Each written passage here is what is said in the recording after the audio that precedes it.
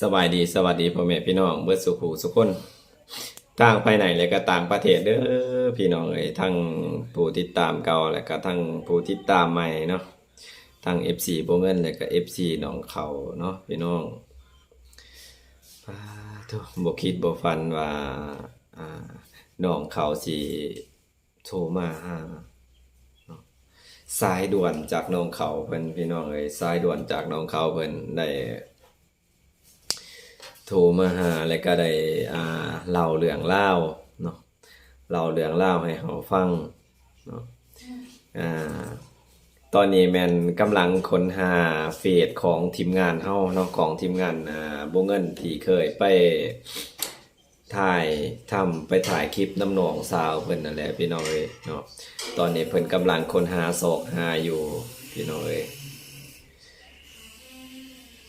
มื้อนี้หลังจากกินข้าวแล้วพี่น้องเอ้ยพอดีน้องสาวเพิ่นโทรมาแล้วก็บ่เงินก็เลยมาอัดคลิป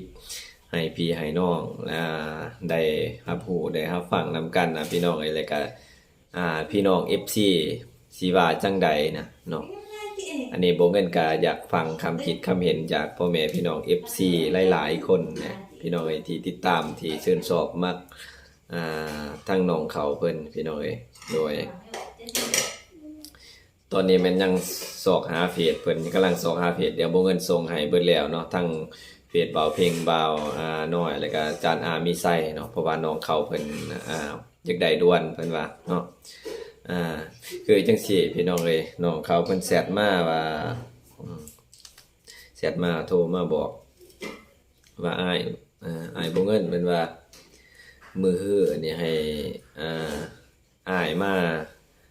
างานน้องเด้อเพิ่นว่าจังซี่นะพี่น้องเนาะที่แรกนะตอนแรกนะตอนสุดก่อนนะเพิ่นเอาผัวนะอันนั้นเขามาขอเนาะพี่น้องเฮาก็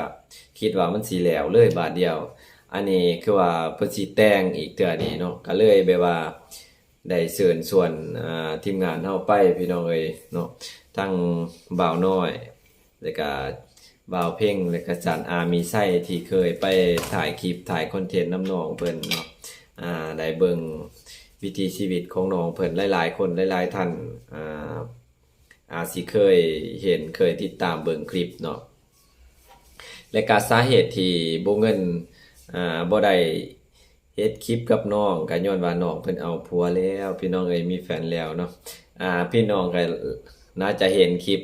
ที่บ่เงินลงไปเนาะว่าบ่เงินน่ะแยกทางกับน้องเขาแหละเพราะว่าน้องเพิ่น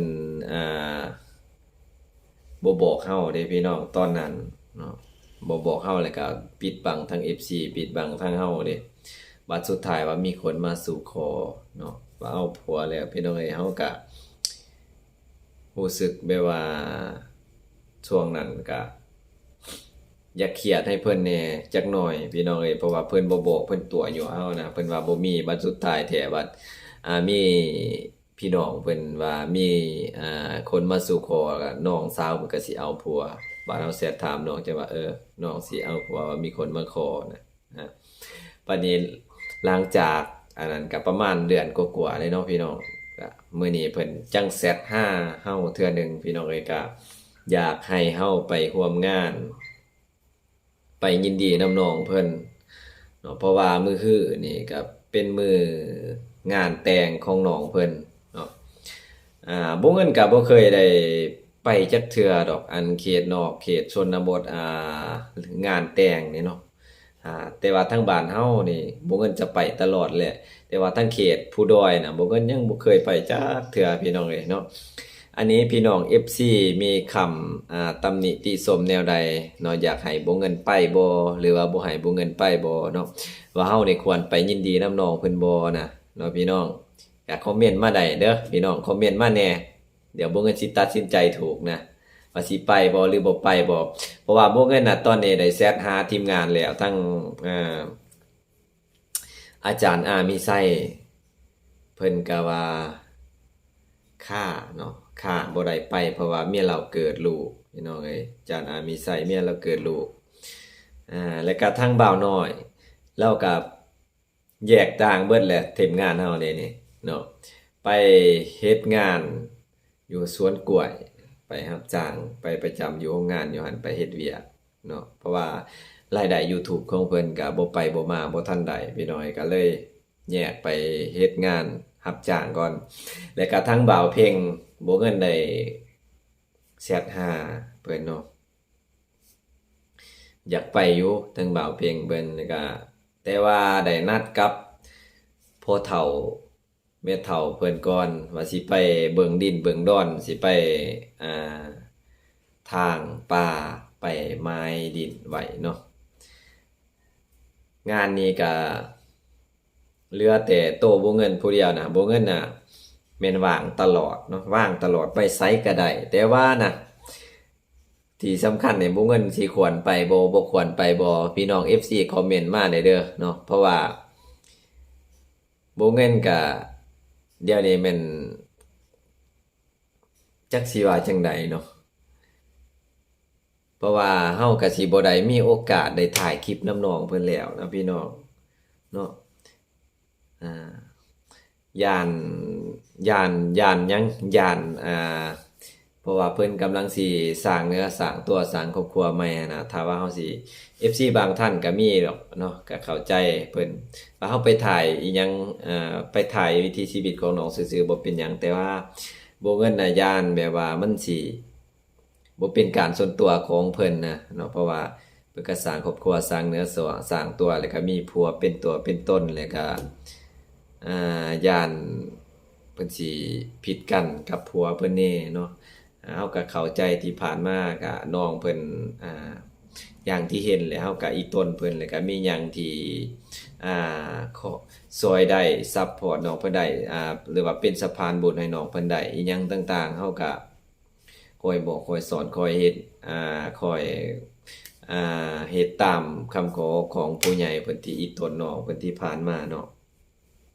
บ่ว่าจะหยังต่างๆนะเนาะแต่บางคนก็บ่เข้าใจบางคนก็เข้าใจเนาะแต่ว่ามื้อนี้เพิ่นก็น่าจะเป็นมื้อดีของบ่เงินแหละเนาะเป็นมื้อดีของบ่เงินแหละที่ได้ถูกเรียกเชิญให้ไปร่วมงานวิวาห์หรือว่างานดองของผู้สาวบนดอยหรือว่าน้องสาวเขานางเอกซ่องเฮาแต่ก่อนนะพี่น้องว่าจังใดนะบ่เงินน่ะควรไปยินดีบ่นำน้องเพิ่นบ่นะคอมเมนต์มาเด้อพี่น้อง FC น้องเขาหลายๆคนแล้วก็ FC ของบ่เงินบ่าวเหล่าไต้เนาะถ้าสิไปนี่ก็มีแต่บ่เงินผู้เดียวและสิไปเนาะโดยมีแต่บ่เงินผู้เดียวคันว่าสิได้ไปมีโอกาสสิได้ไปเพราะว่าตั้งแต่เฮาบ่เงินเนี่ยเติบโตเกิดได้ใหญ่มายังบ่เคยเห็นจักเทื่องานดองทางเขตนอกทางผู้ดอยของพี่น้องชนเผ่าบนดอยหรือว่าพี่น้องชนเผ่าตะเลียงเพิ่นเนาะว่าเพิ่นจัดงานแนวใดฮีตของประเพณีทางเพิ่นเขาเจ้าเฮ็ดแนวใดนะพี่น้องเนาะแต่ว่าสิ่งที่บ่เงินย่านน่ะก็คือแบบว่าเขตบ้านเพิ่นน่ะจะบ่คือบ้านเฮาเนาะเขตบ้านเพิ่นจะบ่คือบ้านเฮาหนึ่งแหละแม่นเรื่องของเนาะของหรือว่าวิชาอาคมเนาะที่เฮาแนมบ่เห็นนะที่เฮาแนมบ่เห็นทางบ้านเพิ่นน้องเพิ่นน่ะถือว่ามีหลายโคตรหลายเลยแหละทางนั้นเนาะเรื่องวิชาอาคมหรือว่าของที่เฮาแนมบ่เห็นเขาเจ้าย้านเขาเจ้าเฮ็ดเฮาเนาะนะบ่เงินน่ะกังวลบ่นี่แต่ว่าถ้าสิไปแบบโตวเปล่าๆเขาเจ้าบ่ได้เฮ็ดหยังบ่คิดหยังกับเฮานี่ก็เฮาก็โอ้ยบ่มีย้านดอกไปบ่ใดก็ได้พี่น้องแต่ว่าบางคนน่ะก็ย้านเขาเจ้าสิหลอกเฮาเนาะเพราะว่าเฮาโตเปล่าน่ะบ่มีอิหยังเนาะย้านแต่วิชาอาคมเพิ่นทางนั้นพี่น้องเอ้ยเนาะนี่แหละบ่เงินสิคิดเนี่ยมื้ออื่นนี่มันสิเฮ็ดเวียกเจ้าของก่อนสิก่อผนังให้มันแล้วแต่มื้อฮื้อถ้าตัดสินใจได้เฮาก็สิได้บ่เฮาก็สิได้เห็นประเพณีการจัดงานดองทาง